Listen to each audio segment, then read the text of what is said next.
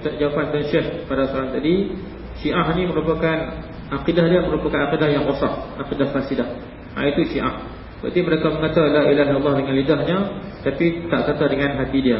Maka ada sifat taqiyah, iaitu menyembunyikan apa yang terdapat dalam hati mereka. Dan mereka mengatakan Rasul ni telah khianat amanah. Rasul kena amanah. Berarti Rasul telah khianat amanah. Jadi ulama dulu telah mengatakan kufur golongan Syiah ini. Bismillahirrahmanirrahim. Alhamdulillahirabbil alamin wassalatu wassalamu ala sayyidil awwalin wal akhirin. Allahumma arzuqna ilman nafi'a. Allahumma arzuqna rizqan wasi'a. Amin. Allahumma arzuqna jasadan 'ala al-bala'i sabira. Amin. Allahumma arzuqna lisanan dhakira. Amin. اللهم ارزقنا قلبا شاكرا. آمين. اللهم ارزقنا قراءة القرآن. آمين. اللهم ارزقنا تلاوة القرآن. آمين. اللهم ارزقنا حفظ القرآن. آمين. اللهم يسر لنا القرآن. آمين. اللهم يسر لنا قراءة القرآن. آمين. اللهم اجعل القرآن ربيع قلوبنا. آمين. اللهم اجعله دواء أمراضنا. آمين. اللهم اجعله شفاء عللنا. آمين. اللهم ارزقنا تلاوته آناء الليل وأطراف النهار. اللهم طهر قلوبنا بالقرآن. اللهم اغفر ذنوبنا بالقرآن. اللهم استر عيوبنا بالقرآن. اللهم يسر لنا قراءة القرآن. اللهم يسر لنا تلاوة القرآن. اللهم ذكرنا منه ما نسينا وعلمنا منه ما جهلنا. اللهم علمنا التأويل والتفسير يا رب العالمين. اللهم آت نفوسنا تقواها وزكها أنت خير من زكاها. أنت وليها ومولاها. اللهم ارحمنا فأنت بنا راحم ولا تعذبنا فأنت علينا قادر. واغفر بنا يا مولانا فيما جرت به المقادير. اللهم أكرمنا ولا تهنا. اللهم اعطنا ولا تحرمنا. اللهم عافنا واعف عنا ومن شر خلقك سلمنا ولغيرك لا تكلنا ومن رحمتك الواسعة لا تحرمنا. اللهم ولي أمورنا خيارنا ولا تولي أمورنا شرارنا واصلح أحوالنا وانصرنا على القوم الكافرين. اللهم اغننا بحلالك عن حرامك وبفضلك عن من سواك. اللهم اهدنا فيمن هديت وعافنا فيمن عافيت وتولنا فيمن توليت وبارك اللهم لنا فيما أعطيت وقنا واصرف عنا شر ما قضيت. اللهم استرنا فوق الأرض وتحت الأرض ويوم العرض عليك. اللهم لا تدع لنا في هذا اليوم العظيم ذنبا إلا غفرته ولا عيبا إلا سترته ولا دينا إلا قضيته ولا عسرا إلا يسرته ولا مريضا إلا شافيته ولا ميتا إلا رحمته ولا حقا إلا رددته ولا غريبا إلا حفظته ولا مسافرا إلا بسلامة الله وصلته. اللهم توفنا مسلمين وألحقنا بالصالحين. اللهم اغفر لنا ذنوبنا وإسرافنا في أمرنا وثبت أقدامنا وانصرنا على القوم الكافرين. وصل اللهم على سيدنا محمد النبي الأمي وعلى آله وصحبه وسلم. سبحان ربك رب العزة عما يصفون وسلام على المرسلين والحمد لله رب العالمين. Alhamdulillah kita dah selesai kita dalam perbincangan kita pada malam yang alhamdulillah. Jadi sebagai maklumat semula lah, insya-Allah mungkin ada penambahan yang boleh ditambahkan pada kuliah malam ini insya-Allah. Pertama, kesimpulan balik perbincangan kita pada malam ini insya-Allah, pertama sekali perkara yang disebutkan oleh Syekh tadi sebagai peringatan balik ketentuan muslim rahmatullah. Pertama, Syekh kata tadi tentang manusia yang mencari redha Allah Ta'ala dan rahmat Allah. Sesiapa yang nakkan darjatnya tinggi dalam syurga, maka dia kena baca Quran. Kerana darjat syurga seseorang itu ditengok kepada ayat terakhir dia baca sebelum dia mati. Contohnya kalau dia baca 100 ayat, maka darjat dan syurga hanya 100 tingkat saja. Darjat kita dalam syurga ikut peringkat bacaan Quran. Kalau 100 ayat saja, sepanjang hidup kita baca 100 ayat, maka darjat kita cuma 100 tingkat.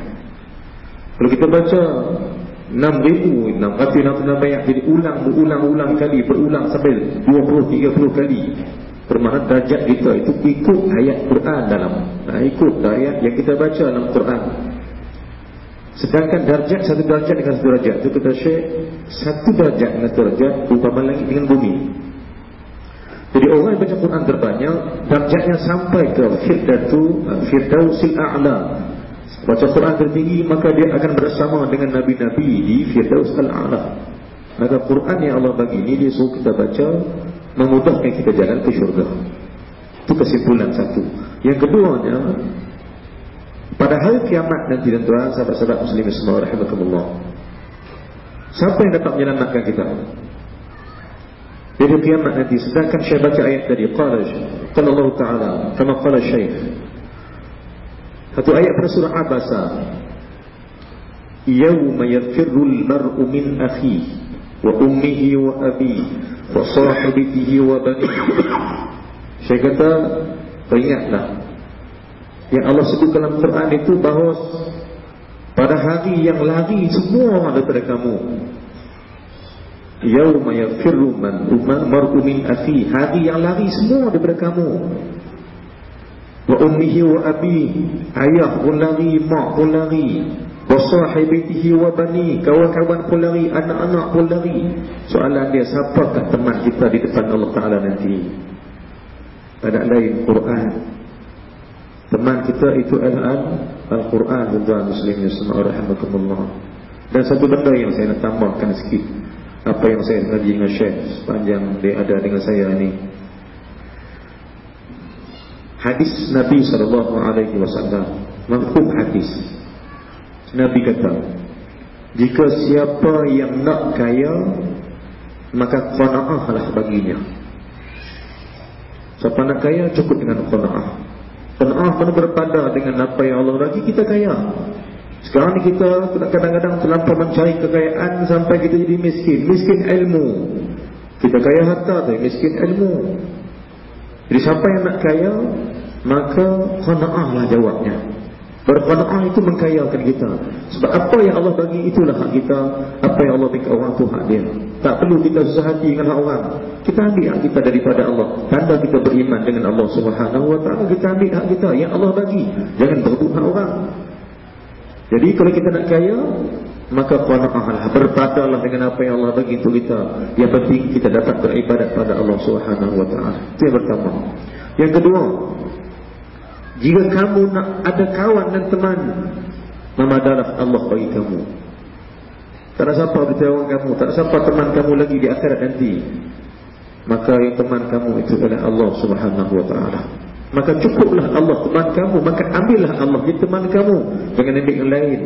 Sebab yang lain akan lari, kawan akan lari, ayah akan lari, mak akan lari, sahabat-sahabat akan jauh dari kita, anak-anak akan jauh. Maka kita akan mencari satu teman. Maka kata Nabi SAW, kalau kamu nak teman terbaik, maka carilah Allah sebagai teman kamu. Jadikan Allah sebagai teman, yakni Tuhan kita yang kita akan menyelamatkan kita daripada segala-galanya. Yang kedua, yang ketiga, jika kamu nak ada teman dalam kubur yang akan menjaga kamu daripada segala-gala benda, azab dan sebagainya, maka memadalah Quran untuk kamu, kata Nabi. Kalau kamu nak ada teman, nak bagi ada kawan, nak orang jaga kamu, siapa yang boleh jaga kamu daripada azab Allah dalam kubur kamu nanti, Nabi kata, maka cukuplah Quran itu untuk kamu. Dan yang keempat, Nabi kata, jika kamu nak peringatan hebat daripada Allah, jika kamu nak ada peringatan untuk kamu sentiasa dekat dengan Allah Ta'ala, jika kamu nak peringatan, maka memadalah mati untuk kamu sebagai peringatan. Dan kata Nabi, jika empat-empat ini masih tidak menjadikan kamu hamba Allah, maka cukup neraka nanti bagi kamu. Kalau empat ni tak jadi kebenar juga, bahasa kampung Kedah kata, kalau empat ni tak jadi kebenar juga, maka neraka lah nanti tempat kamu, kata Nabi. Kalau ada tak mau qanaah, tak mau qanaah, kita tak mau Allah, tak mau Quran, tak mau mati itu menjadi peringatan, maka kata Nabi, kamu nanti neraka jawab kamu, neraka tempat tinggal kamu. Jadi tuan-tuan muslimin semua rahimakumullah, maka apa yang kita bincang pada malam ini, insya-Allah mudah-mudahan dapat kebaikan daripada Allah Subhanahu Wa Taala. dan kita jadi umat yang kembali balik kepada Quran. Gagal kita dalam Quran, gagallah kita dalam kehidupan, dan gagal kita mengangkatkan Islam ke tempat yang tertinggi. Sebab mengangkatkan Islam dengan Al-Quran. Semama Syekh kata Allah Syekh, bacalah Quran yang Allah bagi itu, jangan tinggalkan dia lagi. Maka membaca Al-Quran itu sebagai satu jalan untuk mengabdi diri pada Allah Subhanahu Wa Taala, dan kemenangan akan turun bila kamu dekat dengan Al-Quran. Kita nak menang insya-Allah. Nak main lagi tak tahu bila ni, nak main tak tahu bila. Faham tak? Habis pangkah tak tahu bila. Nak menang bukan diri sendiri, menang dengan Allah Subhanahu Wa Taala. Jalan dia sekarang ini kita perbanyakkan Al-Quran. Baca Al-Quran, sentiasa beribadat dengan Al-Quran itu, Allah akan bagi kemenangan untuk kita insya-Allah. Jadi aku qul astaghfirullahalazim li wa lakum. Saya ucap terima kasih kepada pihak Surau Perwaja dan tuan-tuan semua yang sudi tunggu dan sebagainya insya-Allah. Dan insya-Allah kita akan jumpa lagi di masa yang datang izin Allah. Wallahu a'lam. Aku qul astaghfirullahalazim li wa lakum. Assalamualaikum warahmatullahi wabarakatuh.